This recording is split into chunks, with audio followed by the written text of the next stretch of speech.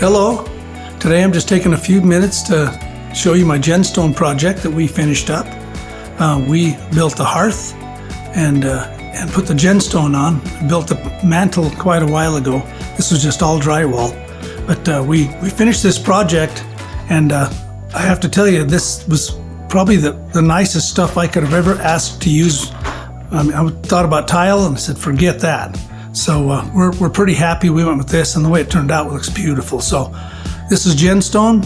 I'll get a little closer so you can kind of see the details. This project turned out perfect. I couldn't ask for better.